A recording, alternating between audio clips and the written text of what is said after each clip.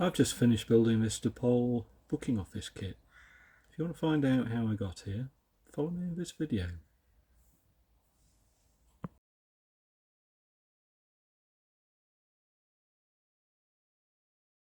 Hi, welcome to WMD. That's Woody's Modelling Diary, and on the bench in front of us we've got the beginnings of a station building for my last great project layout. Some of you may recognise it as being the Dapol Booking Hall kit. It used to be Airfix, introduced back in the early 1960s as part of their trackside range. Dapol took the moulds over probably about 30 odd years ago. Despite the age, and I suspect Dapol may have refurbished the moulds, it's still a nice little kit, well worth it. Costs about £9 depending on where you buy it, but it's certainly useful.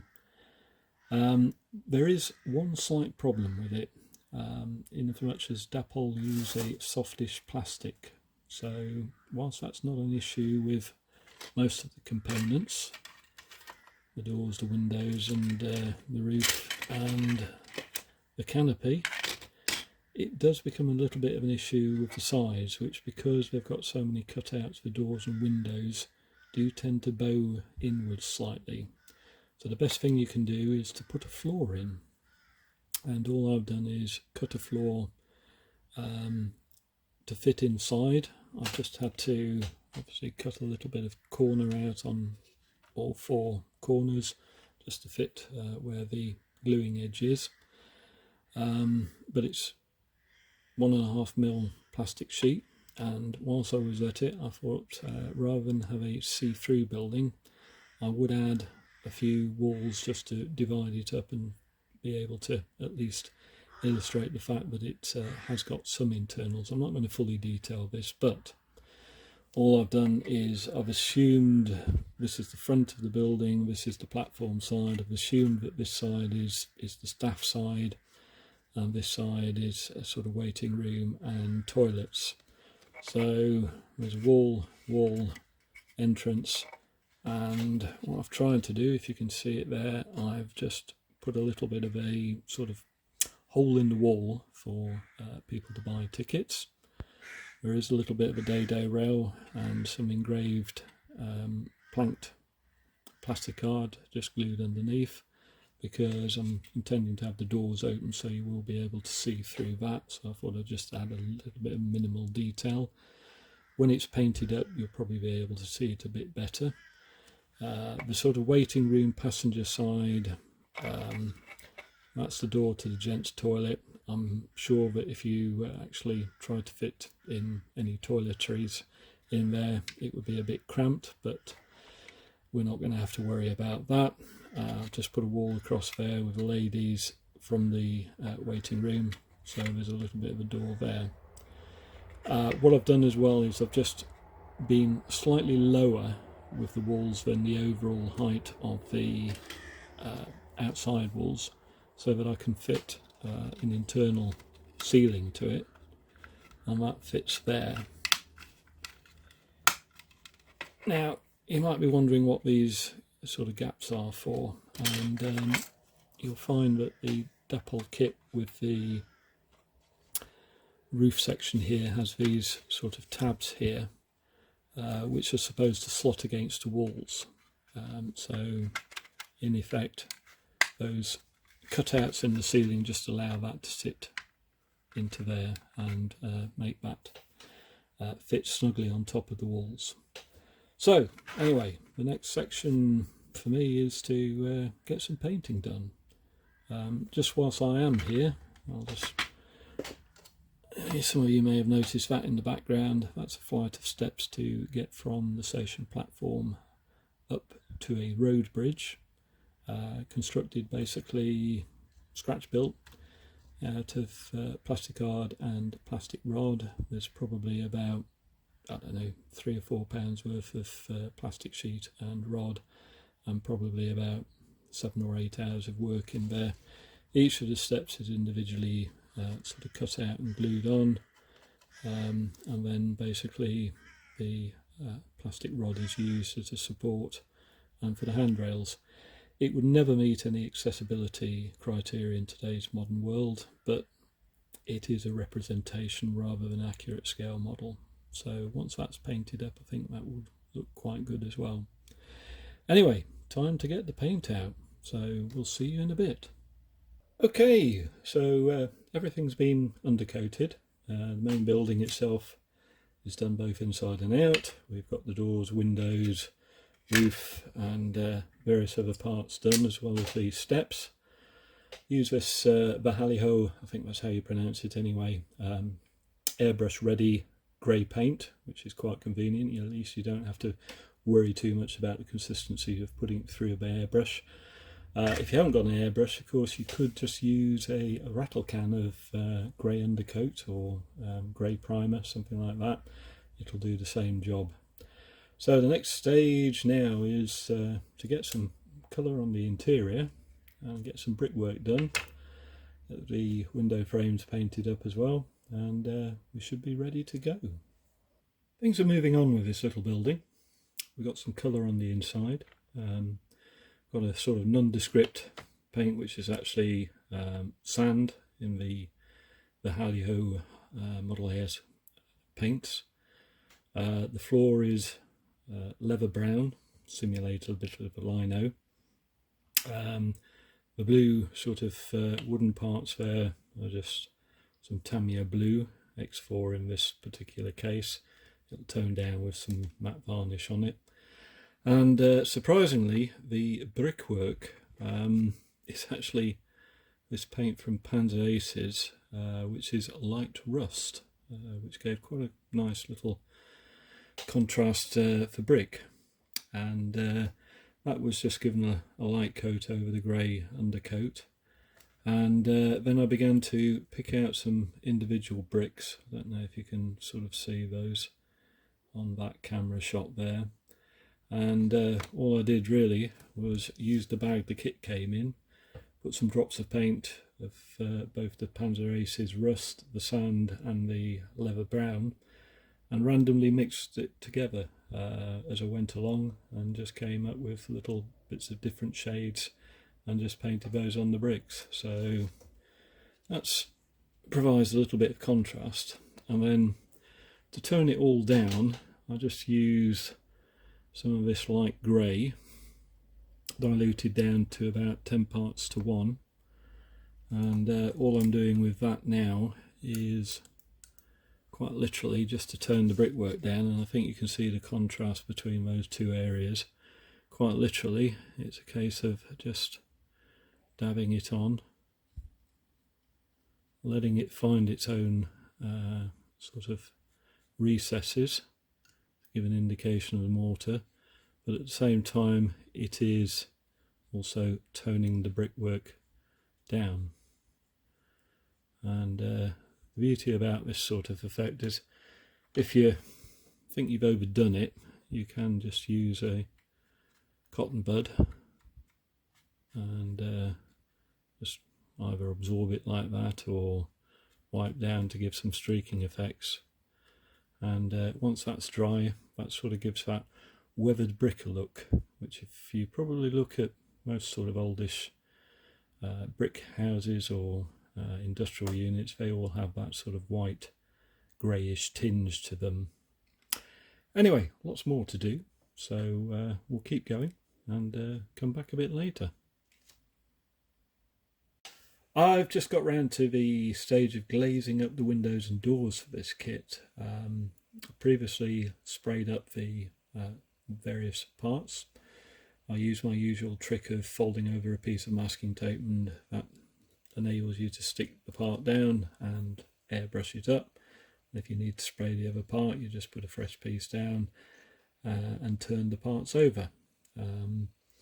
Now, the kit does contain a sheet of acetate, which you could use. The problem that I sort of find with the old Airfix and Dapol kits is that the frames are quite thick, and if you put a piece of glazing behind those window bars, it does make the window bars look about 9 inches thick, which is not quite what you get. So if you use a product called Glue and Glaze by Deluxe Materials, you can sort of work around that a little bit, and I've done a couple of parts so far. They're drying out. As you can see, this is one of the doors. One part's nearly dry, the other one's a little bit thicker, so it's taking a little bit more time, but they do tend to fill in the actual aperture. I'm trying to get that to focus. I'm not sure if that's working or not. I think that's there. And it just gives you a little bit of a better effect than just sticking a sheet of acetate behind it. Now, some people have problems with glue and glaze, and I'm probably one of them. I know there's all sorts of people out there who can magically dip a toothpick in there and then slide it around a huge great aperture and produce a immaculate piece of sort of glass eventually. My trick is glue and glaze, paintbrush, dip in, and then quite literally all I do is to go into the aperture, go around the outside, and of course, this being a demonstration, it doesn't work first time, so just get a little bit more on. That's still not quite enough, so we'll go in again. There we go. Nobody can accuse me of editing out the faults in videos. And you do need a fair amount of a blob on the end of your brush, but quite literally, if you just run it around the edges, you'll just see it form that sort of skin, and then you can just carry on.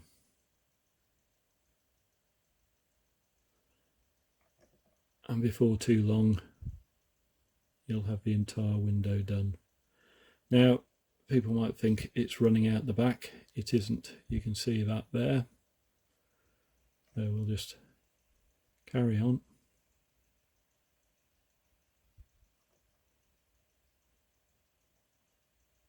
May not be the way that the deluxe people imagined that people would use this, but it works for me. The toothpick method just doesn't.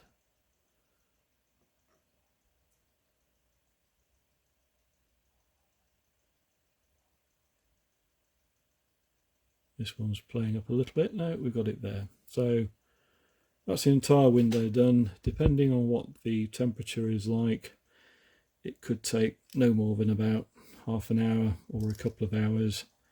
Here's one which is beginning to dry off already, and I think you can see it's beginning to get clear.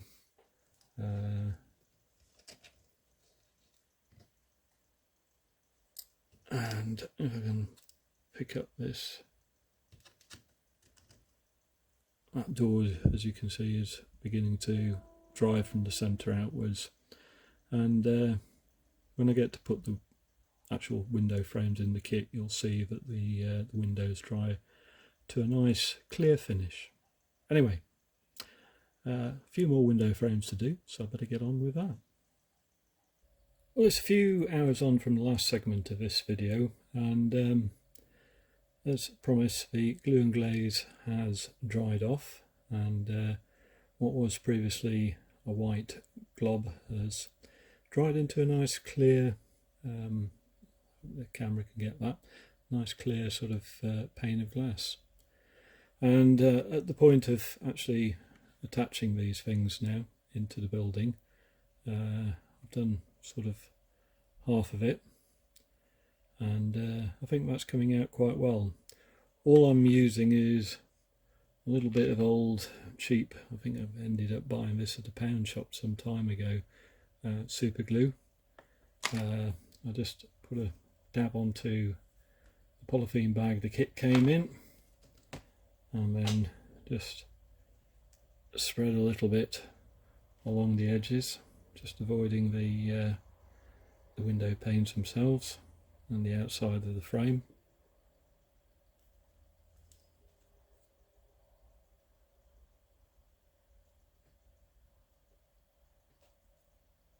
Just put that down for a second.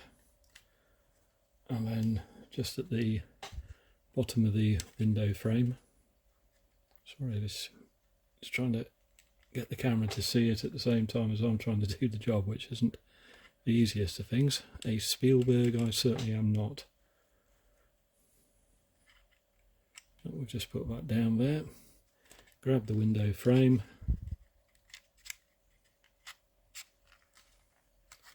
press it in there, and that super glue should hold it within a minute or so. I think that's coming out quite well. So a few more windows to do, a few more doors to do, so we'll come back once I got that done. Well, things have certainly moved on with this little building. All the windows and doors are in, apart from the main doors, which I will do probably at the last bit. But as you can see, we've got the brackets for the canopy, the drain pipes are on, and a little bit of detail on the inside, not that you'll really see it, but we have got a gentleman there waiting to buy a ticket, and I think possibly if you can see that there, I've used 3 of the posters. You get 6 with this kit. You only need 3 for the outside, so I've used the paper posters just on the inside there of the sort of corridor through the booking hall. Those are the posters on the end. I know they're probably a little bit out of period with Great Western Railway and things like that, but just add a little bit of colour and a little bit of interest. And again, it's just something which makes the kit a little bit different. So all I've got left to do now is add the roof, which I've already painted, and as you can see we've got the chimney pots on there as well. And similar to the brickwork, I picked out various slates in darker and lighter shades of the base grey, and I painted the ridges with the same brick colour, which was in this case Panzer Aces of rust, and the chimney pots are or the chimney stacks are the same. The chimney pots I've actually drilled out, which makes them look a little bit more interesting. And all these things didn't take that much time, but they just make the whole thing look a little bit more realistic. And again, it's just been covered with a couple of coats of dilute black paint, black wash, just to highlight the detail of the tiles and the brickwork and the chimney pots. So all I've got left to do now is add the roof, the canopy, the privacy fence around the gents' toilets, and the doors, and then we should be good to go. So once I've done that, we'll come back. Well, this little kit is now finished, and I'm quite pleased with it. It's been a nice little diversion for a while, and thoroughly enjoyed it. For £10 and a few pounds on some paints and plasticard, it's 15 hours or so I've taken to build it. It's probably worked out about 75 pence an hour, which is good value by today's standards. The roof is obviously on, the canopy is on, and the doors are now on, as well as the sort of privacy fencing for the gents' toilet. The main doors are reversed, so the detail is on the outside, and I've just painted the doorknobs with a dab of brass paint. That window I've just had to put some glue and glaze in because it's wasn't quite right, so I've just dropped that in there. But overall, this has worked out quite well, and the nice little feature which I quite like is, and it's supplied with along with the posters in the kit, is the little clock face there. So all in all, it's done, dusted, ready to go on the layout, and there'll be a video about that as the station area comes together. But in the meantime, I hope you found that of use, and maybe this has given you the inspiration to build one of these kits yourselves. I think a lot of people write off these Dapol kits as being oversimplistic and perhaps old in the sense of detail and things, but I think with a little bit of work, careful painting, a little bit of thought, you can get quite a nice result from them. And the important thing is, if I can do this, anybody can. So have a go. Thanks ever so much for watching. You take care of yourselves, and we'll see you again. Bye. Oh, just one thing.